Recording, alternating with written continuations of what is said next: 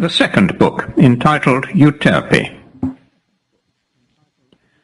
On the death of Cyrus, Cambyse, his son, by Cassandani, daughter of Pharnaspes, took the kingdom. Cassandani had died in the lifetime of Cyrus, who had made a great mourning for her at her death, and had commanded all the subjects of his empire to observe the like.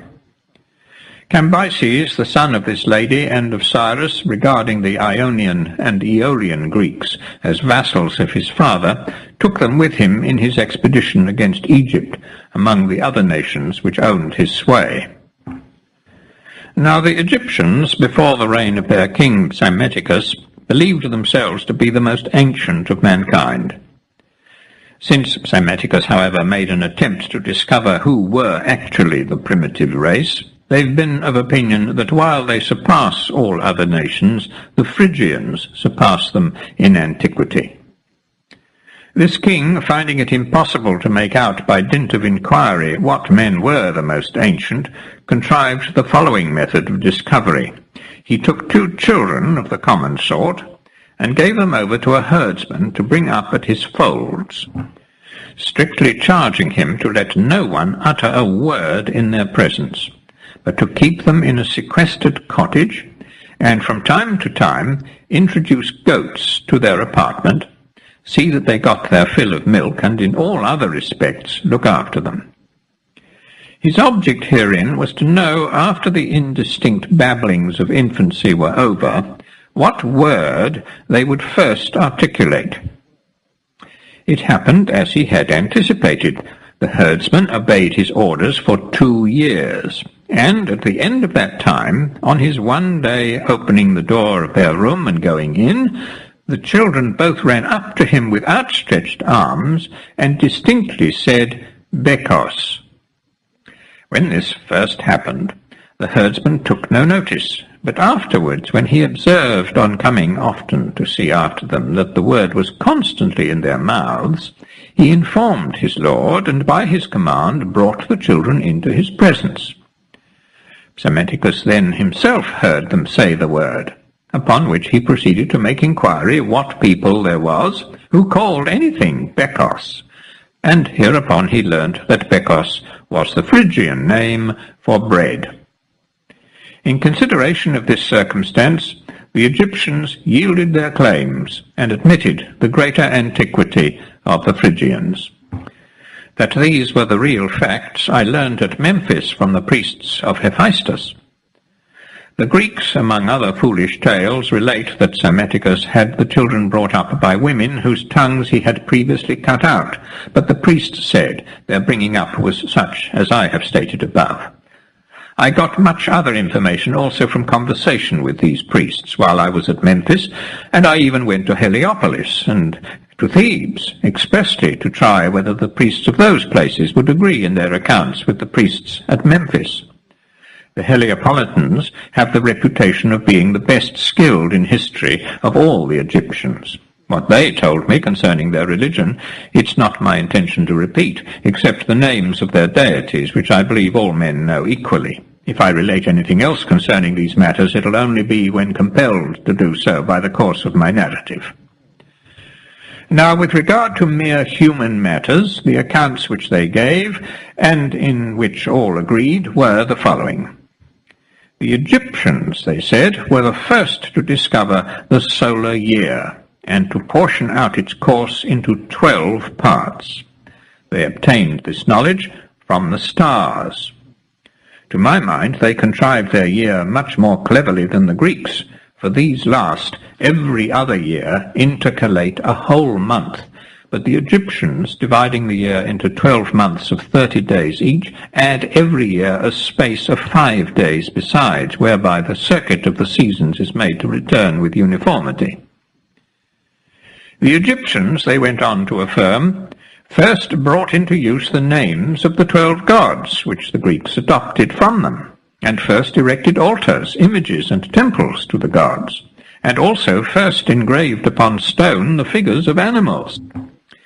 In most of these cases they proved to me that what they said was true, and they told me that the first man who ruled over Egypt was Maine, and that in his time all Egypt, except the Thebaic canton, was a marsh, none of the land below Lake Moeris then showing itself above the surface of the water. This is a distance of 7 days' sail from the sea up the river. What they said of their country seemed to me very reasonable, for anyone who sees Egypt without having heard a word about it before must perceive, if he has only common powers of observation, that the Egypt to which the Greeks go in their ships is an acquired country, the gift of the river. The same is true of the land above the lake, to the distance of 3 days' voyage, concerning which the Egyptians say nothing, but which is exactly the same kind of country. The following is the general character of the region. In the first place, on approaching it by sea, when you're still a day's sail from the land, if you let down a sounding line, you'll bring up mud, and find yourself in 11 fathoms of water, which shows that the soil washed down by the stream extends to that distance. The length of the country along shore, according to the bounds which we assign to Egypt, namely from the Plinthenetic Gulf to Lake Sebonis, which extends along the base of Mount Cassius, is 60 skeins. The nations whose territories are scanty measure them by the fathom, those whose bounds are less confined by the furlong, those who have an ample territory by the parasang. But if men have a country which is very vast, they measure it by the skein. Now the length of the parasang is 30 furlongs, but the skein, which is an Egyptian measure, is 60 furlongs. Thus the coastline of Egypt would extend a length of 3,600 furlongs. From the coast inland, as far as Heliopolis, the breadth of Egypt is considerable. The country is flat, without springs, and full of swamps. The length of the route from the sea up to Heliopolis is almost exactly the same as that of the road which runs from the altar of the 12 gods at Athens to the temple of Olympian Jove at Pisa. If a person made a calculation, he'd find but a very little difference between the two routes, not more than about 15 furlongs, for the road from Athens to Pisa falls short of 1,500 furlongs by exactly 15, whereas the distance of Heliopolis from the sea is just the round number. As one proceeds beyond Heliopolis up the country, Egypt becomes narrow. The Arabian range of hills, which has a direction from north to south, shutting it in upon the one side, and the Libyan range upon the other. The former ridge runs on without a break, and stretches away to the sea called the Erythraean. It contains the quarries from which the stone was cut for the pyramids of Memphis, and this is the point where it ceases its first direction and bends away in the manner above indicated. In its greatest length from east to west, it is, as I have been informed, a distance of 2 months' journey. Towards the extreme east, its skirts produce frankincense. Such are the chief features of this range. On the Libyan side, the other ridge whereon the pyramids stand is rocky and covered with sand. Its direction is the same as that of the Arabian ridge in the first part of its course. Above Heliopolis, then, there's no great breadth of territory for such a country as Egypt, but during 4 days' sail, Egypt is narrow. The valley between the two ranges is a level plain, and seemed to me to be, at the narrowest point, not more than 200 furlongs across from the Arabian to the Libyan hills. Above this point, Egypt again widens. From Heliopolis to Thebes is 9 days' sail up the river. The distance is 81 skeins, or 4,860 furlongs. If we now put together the several measurements of the country, we shall find that the distance along shore is, as I stated above, 3,600 furlongs, and the distance from the sea inland to Thebes, 6,120 furlongs. Further, it's a distance of 1,800 furlongs from Thebes to the place called Elephantine.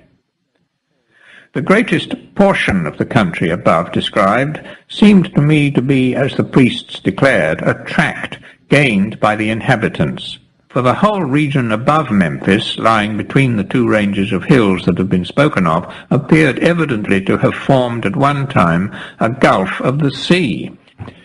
It resembles, to compare small things with great, the parts about Ilium and Teuthrania, Ephesus, and the plain of the Maeander. In all these regions the land has been formed by rivers, whereof the greatest is not to compare for size with any one of the 5 mouths of the Nile. I could mention other rivers also far inferior to the Nile in magnitude that have effected very great changes. Among these, not the least, is the Achelous, which, after passing through Acarnania, empties itself into the sea opposite the islands called Echinades, and has already joined 1/2 of them to the continent. In Arabia, not far from Egypt, there's a long and narrow gulf running inland from the sea called the Erythraean, of which I will here set down the dimensions. Starting from its innermost recess and using a rowboat, you take 40 days to reach the open main, while you may cross the gulf at its widest part in the space of 1/2 a day. In this sea there's an ebb and flow of the tide every day. My opinion is that Egypt was formerly very much such a gulf as this. One gulf penetrated from the sea that washes Egypt on the north and extended itself towards Ethiopia. Another entered from the southern ocean and stretched towards Syria. The two gulfs ran into the land so as almost to meet each other, and left between them only a very narrow tract of country. Now, if the Nile should choose to divert his waters from their present bed into this Arabian Gulf, what is there to hinder it from being filled up by the stream within at the utmost 20,000 years? For my part, I think it would be filled in 1/2 the time. How then should not a gulf even of much greater size have been filled up in the ages that passed before I was born, by a river that is at once so large and so given to working changes? Thus I give credit to those from whom I received this account of Egypt, and am myself, moreover, strongly of the same opinion, since I remarked that the country projects into the sea further than the neighbouring shores, and I observed that there were shells upon the hills, and that salt exuded from the soil to such an extent as even to injure the pyramids. And I noticed also that there is but a single hill in all Egypt where sand is found, namely the hill above Memphis. And further, I found the country to bear no resemblance either to its borderland, Arabia, or to Libya, nay, nor even to Syria, which forms the seaboard of Arabia. But whereas the soil of Libya is, we know, sandy and of a reddish hue, and that of Arabia and Syria inclines to stone and clay, Egypt has a soil that's black and crumbly, as being alluvial and formed of the deposits brought down by the river from Ethiopia. One fact which I learned of the priests is to me a strong evidence of the origin of the country. They said that when Moeris was king, the Nile overflowed all Egypt below Memphis, as soon as it rose so little as 8 cubits. Now Moeris had not been dead 900 years at the time when I heard this of the priests, yet at the present day, unless the river rise 16, or at the very least 15 cubits, it doesn't overflow the lands. It seems to me, therefore, that if the land goes on rising and growing at this rate, the Egyptians who dwell below Lake Moeris, in the delta, as it's called, and elsewhere, will one day, by the stoppage of the inundations, suffer permanently the fate which they told me they expected would some time or other befall the Greeks. On hearing that the whole land of Greece is watered by rain from heaven, and not like their own inundated by rivers, they observed, some day the Greeks will be disappointed of their grand hope, and then they will be wretchedly hungry.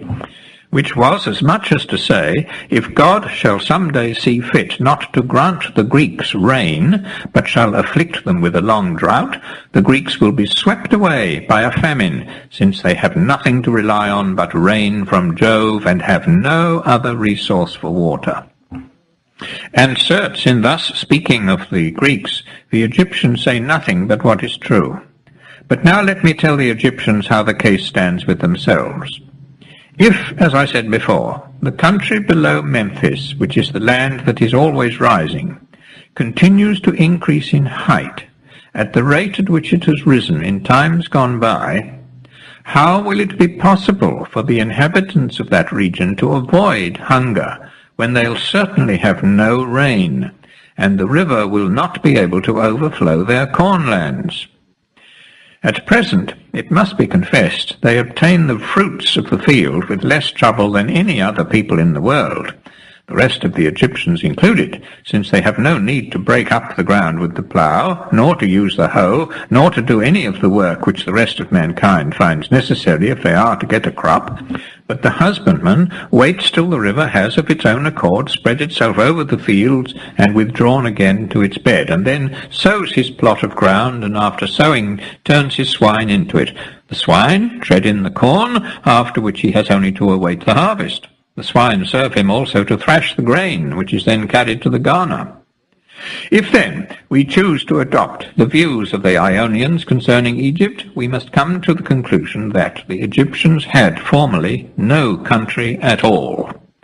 For the Ionians say that nothing is really Egypt but the delta, which extends along shore from the watchtower of Perseus, as it's called, to the Pelusiac salt pans, a distance of 40 skeins, and stretches inland as far as the city of Cicero, where the Nile divides into the two streams which reach the sea at Pelusium and Cambyse, respectively.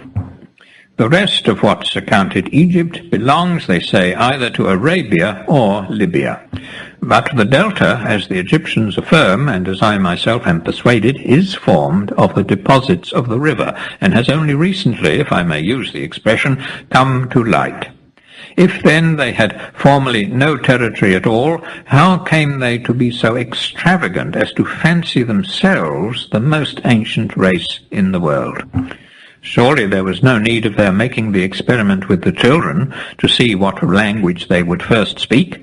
But in truth I don't believe that the Egyptians came into being at the same time with the delta, as the Ionians call it. I think they've always existed ever since the human race began. As the land went on increasing, part of the population came down into the new country, part remained in their old settlements. In ancient times, the Thebes bore the name of Egypt, a district of which the entire circumference is but 6,120 furlongs. If then my judgment on these matters be right, the Ionians are mistaken in what they say of Egypt. If, on the contrary, it's they who are right, then I undertake to show that neither the Ionians nor any of the other Greeks know how to count, for they all say that the earth is divided into three parts, Europe, Asia, and Libya, whereas they ought to add a fourth part, the delta of Egypt, since they don't include it either in Asia or Libya. For is it not their theory that the Nile separates Asia from Libya? As the Nile therefore splits in two at the apex of the delta itself must be a separate country, not contained in either Asia or Libya. Here I take my leave of the opinions of the Ionians, and proceed to deliver my own sentiments on these subjects. I consider Egypt to be the whole country inhabited by the Egyptians, just as Cilicia is the tract occupied by the Cilicians, and Assyria that possessed by the Assyrians. And I regard the only proper boundary line between Libya and Asia to be that which is marked out by the Egyptian frontier. For if we take the boundary line commonly received by the Greeks, we must regard Egypt as divided along its whole length from Elephantine and the Cataracts to Caucasus into two parts, each belonging to a different portion of the world, one to Asia, the other to Libya. Since the Nile divides Egypt in two from the Cataracts to the sea, running as far as the city of Caucasus in a single stream, but at that point separating into three branches, whereof the one which bends eastward is called the Pelusiac mouth, and that which slants to the west the Canobic. Meanwhile, the straight course of the stream, which comes down from the upper country and meets the apex of the delta, continues on, dividing the delta down the middle, and carries as large a body of water as most of the others, the mouth called the Sebennytic. Besides these, there are two other mouths which run out of the Sebennytic, called respectively the Saitic and the Mendesian. The bulbetine mouth and the bucolic are not natural branches, but channels made by excavation. My judgment as to the extent of Egypt is confirmed by an oracle delivered at the shrine of Ammon, of which I had no knowledge at all until after I had formed my opinion. It happened that the people of the cities Maria and Apis, who live in the part of Egypt that borders on Libya, took a dislike to the religious usages of the country concerning sacrificial animals, and wished no longer to be restricted from eating the flesh of cows. So, as they believed themselves to be Libyans and not Egyptians, they sent to the shrine to say that, having nothing in common with the Egyptians, neither inhabiting the delta nor using the Egyptian tongue, they claimed